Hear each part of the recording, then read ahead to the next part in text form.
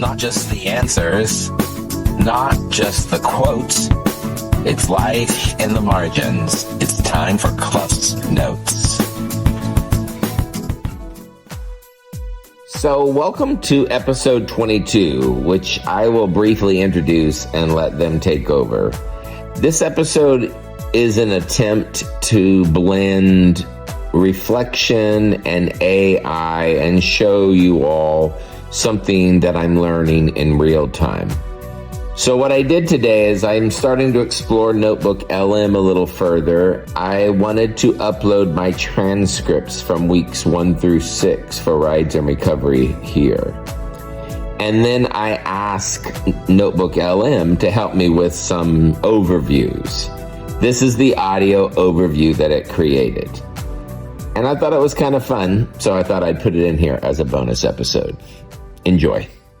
Welcome to the deep dive. Today, we're taking a significant step away from the usual dense academic reports. We are. We're diving into something much more intimate, something, well, human and happening in real time. Yeah, we're looking at the source material from Season 4 of the CluffsNotes podcast. It's called Rides and Recovery. And this isn't, a clinical study. No, not at all. It's the raw, sort of reflective journal entries from a rideshare driver.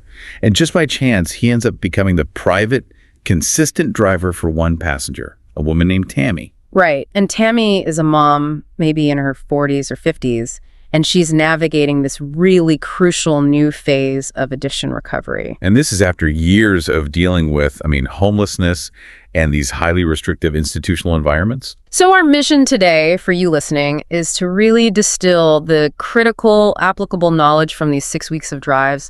We're looking for the essential lessons here. Lessons of consistency, agency. And human resilience. And this entire relationship, it all began with a really brave but simple request. Tammy just needed reliable transport for her 3 weekly recovery classes.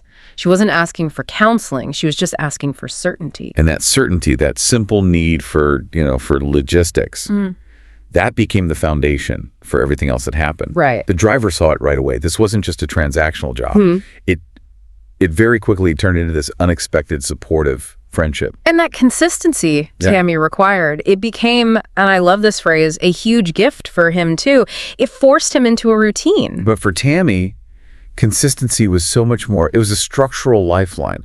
You have to think about the context she was coming from. Chaos. Total chaos. Unpredictability, external control.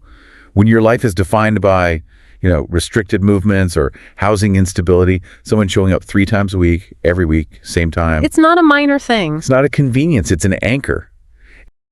And building a new structure, a new predictability that she can actually rely on. It builds trust. It builds trust in him, of course, but also in the process itself. And the physical space, the car, it was a Nissan Pathfinder.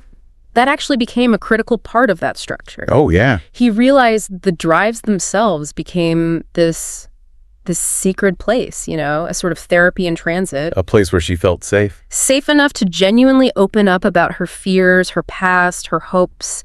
And the simple realization from the start was that recovery, fundamentally, you never walk it alone. And what's also so beautiful here is that the driver's granddaughter, Harbor, she often came along for the rides. This wasn't even planned. No, but Harbor's presence, it actually cemented that human connection. It just reminds us that support doesn't have to be sterile or just adult to adult. Oh, I love the detail about Tammy gifting Harbor that tiny pink Yeti cup. It's such a small moment, but it's huge. It is. Those interactions, Harbor's innocence, her simple questions, her laughter, it provided a counterbalance to all the heavy conversations. It grounded both of them. It kept them present. And it really solidified this idea that a tribe was being built right there, in the backseat of the car. And that return to the present moment, that leads us right into the core of Tammy's internal work. Reclaiming agency. Reclaiming agency and dignity. Yeah. After so long living under someone else's control, this internal shift was it was paramount. Her definition of agency was fantastic. She used this analogy,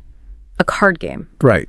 She said agency means picking up the cards. It means choosing to enter the game, choosing to show up for yourself, for others, even when you feel vulnerable. Even when the rules seem totally stacked against you. And she linked that directly to dignity. She shared a really extreme example. Yeah, that was powerful. For her, choosing true agency meant it looked like electing to sleep on the sidewalk outside of the Salvation Army. rather than stay in an environment she knew was just intolerable. It was choosing her path, no matter how hard, instead of accepting a path someone else chose for her. And that focus on intentional adult choices, that's what let them dig deeper into emotional regulation. Especially around fear, the fear that just haunts recovery. Tammy put it so well. Her philosophy was, she needed to live where my feet are at. I love that phrase. It's all about focusing on the present moment, refusing to be enslaved by, fear of repeating the past or fear of what's coming next. And that idea of operating in the present, it links to this really interesting framework the driver brought up from his past work. He used to be a driver improvement instructor. Right. He called it the driving brain, which is a metaphor for transactional analysis. Exactly. We should probably break that down a bit for anyone not familiar with the jargon. The core idea is that we operate from 3 ego states, right? That's it, yeah.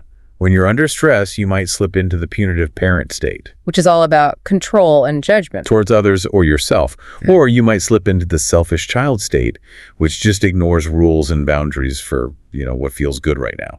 And the goal, whether you're behind the wheel or in a crisis, is to operate from the adult brain state, which is all about being aware, present, and focused on what you can actually control in that moment. So for Tammy, applying this model means choosing that adult state, making mindful decisions based on today's reality. Instead of letting her actions be dictated by the fear-driven child or the self-critical parent, it's the practical side of living where your feet are at. And to stay in that adult state, you need intentional reflection. Tammy wished she could rewatch old videos she'd made years ago, not to be triggered by the pain, but to look back with curiosity. Exactly. She wanted to be encouraged by her own growth, to track her progress. It shows that reflection is how you can measure success without having to relive the trauma. So now we have to shift to the environment around her. Because Cammie wasn't just working on herself, she was constantly up against these broken external systems. Oh yeah, she talked about that tension, how institutions are often set up to protect themselves. Which results in people like her just falling through the cracks. The struggle of having her paperwork preceding her was just immense. She felt like she was always fighting to be seen as a human being, as a person with potential. And not just the sum total of her record. Yeah. And the recovery house she was in.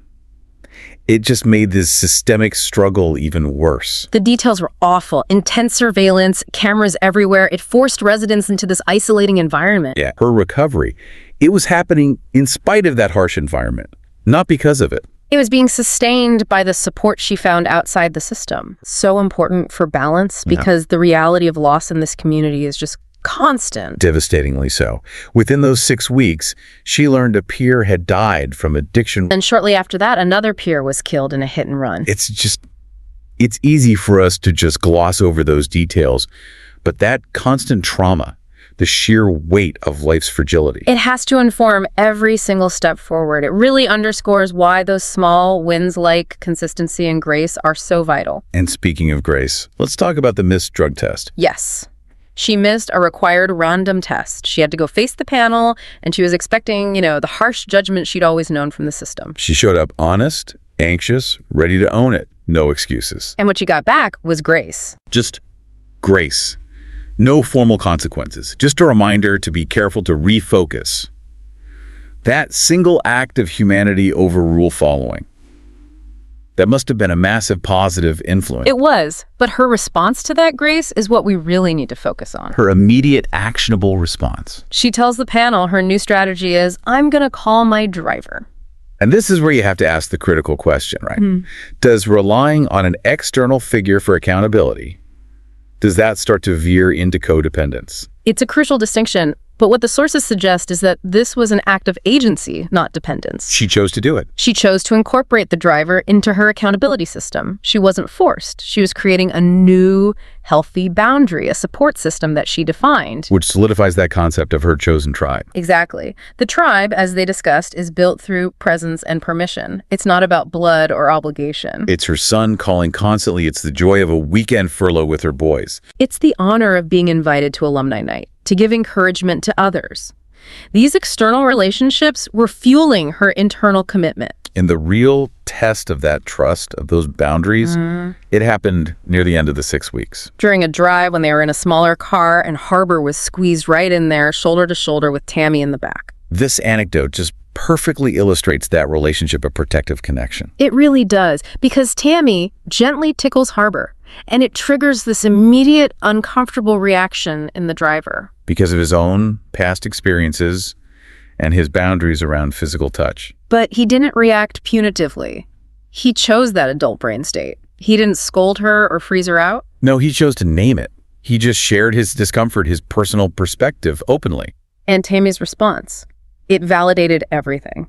The deep trust they had built. She listened, she acknowledged his feelings, and then she shared her own perspective. A mature exchange. It protected the boundary without severing the connection. And the driver's insight from that sums up the whole experience for me. Love is not blind, it is alert.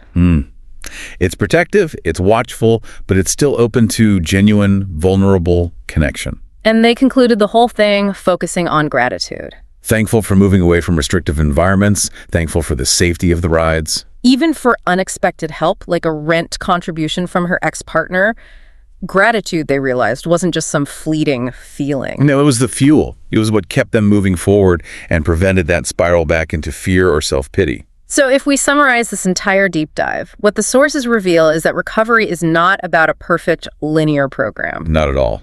It's about finding sustained, consistent external support. It's about fostering the courage to claim your own agency. And having the structural and emotional consistency to build a new life, even when the very systems that are supposed to help are actively failing you. And Tammy's sheer openness, her transparency, it completely transformed the driver's perspective on humanity, on resilience. And on the quiet heroism of just life's daily journeys. That raises a crucial, applicable question for you, the listener. What responsibility do you hold in your own life when you encounter someone sharing a story of pain or struggle? That quiet power of validation. It's a tool everyone possesses. That is a profound thought for reflection. Thank you for joining us for this deep dive into rides and recovery. We'll catch you next time.